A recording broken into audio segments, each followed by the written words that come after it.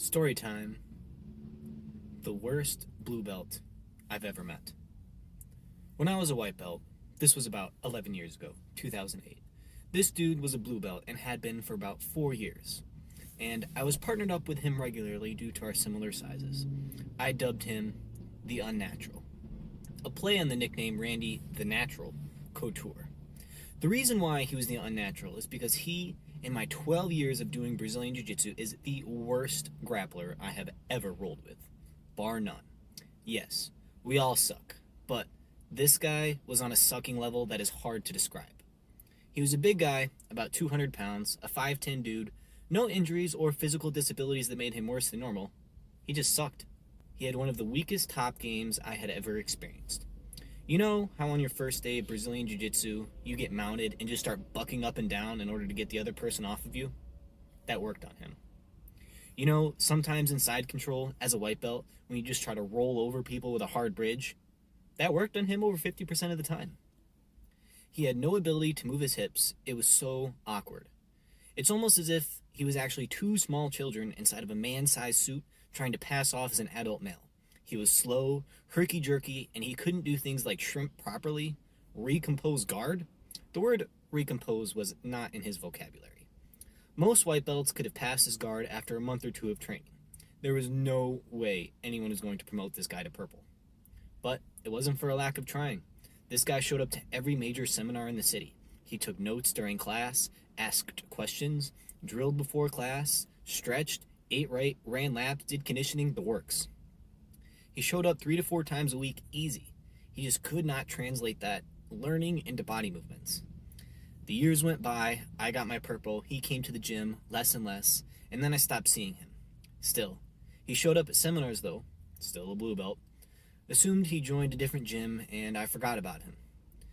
Got up to purple and decided to start branching out a bit, so I visited other gyms in my city and started doing Muay Thai at an MMA gym that also had Brazilian Jiu-Jitsu.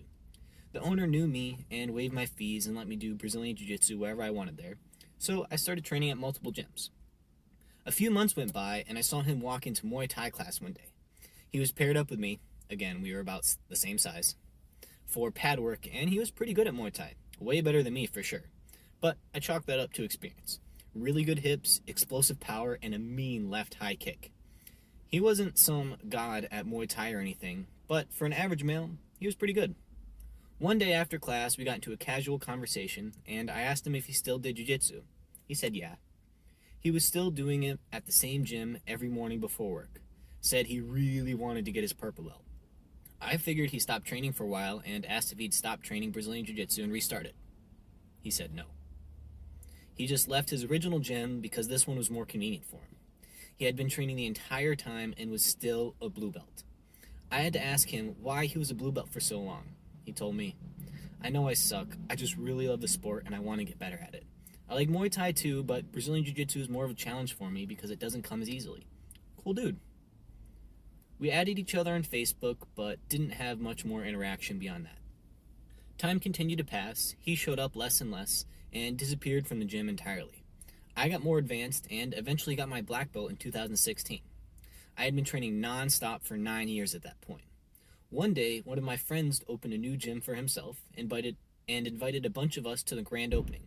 We showed up, went to the change room, and when I walked in, sure enough, there was that guy again, still getting ready, still with his blue belt.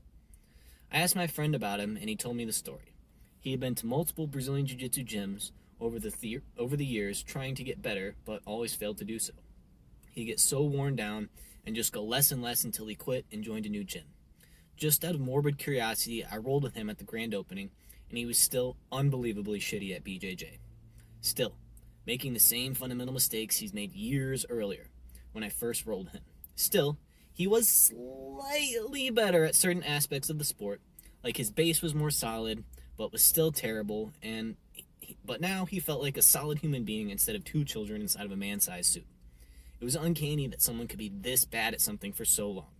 Now, bear in mind, despite the fact that he sucked, this is not a judgment of his character. By all accounts, he was a nice person, good job, married.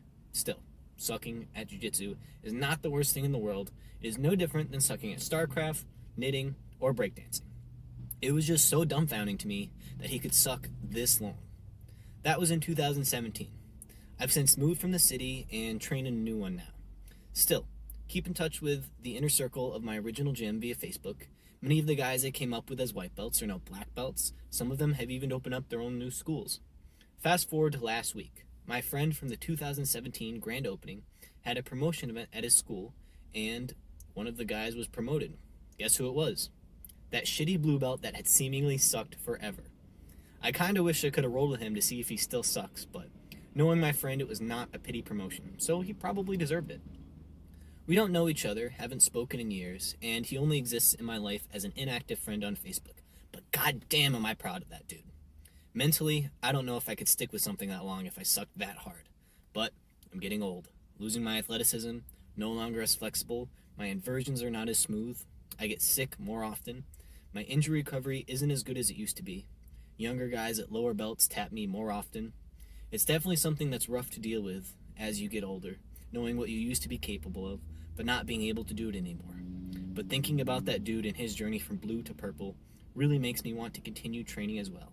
So, to the unnatural, thank you and wherever you are, and may your journey from purple to brown be shorter than from blue to purple. So that was a story that I found on one of the worst corners of the internet. I'm not going to name it by name, but it was a very interesting story and I wanted to read it out loud and share with you guys. Honestly, my thoughts on this is that it is super inspiring. I know that there are a lot of people out there who are experiencing even a quarter of what the unnatural was experiencing. Oftentimes you show up and it feels like you're not making any progress. Some people just translating knowledge up here to knowledge in your body is extremely difficult. Now, I don't know what this guy's training was like. Obviously, if you have a better coach, they're going to be able to accelerate your learning. That's one of the things that I really try to do. I want to make sure people are not getting caught up thinking about the moves and trying to understand like the names and the where to put your hands here and here, and instead thinking about building internal feelings of muscle memory in your body so that way you can translate it into mechanics much faster. I think conceptual learning is one of the things that helps with this. If you check out BJJ Mental Models, they have a lot of awesome podcasts about this, but essentially understanding the fundamentals of what makes a move work, i.e. posture, structure, and base, using these things to your advantage and compromising those things of your opponent are going to be what really allow you to be effective in Brazilian Jiu-Jitsu. But stories like this are extremely inspiring to me. One of the things that I'm super grateful for is I was actually pretty naturally talented at Brazilian Jiu-Jitsu. Part of it was just because I was young and relatively athletic. Part of it is because my hands are a little bit stronger for someone my size, same with my legs.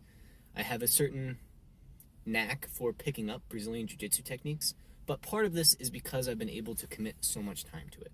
But I really think it was super important in the story when the guy pointed out that sucking at Brazilian Jiu-Jitsu is no different than sucking at StarCraft or knitting or some other random tasks. People get caught up in it because monkey brain go, hoo hoo hoo, I can fight you, I can beat you. And you really start thinking that it's way more serious than it is.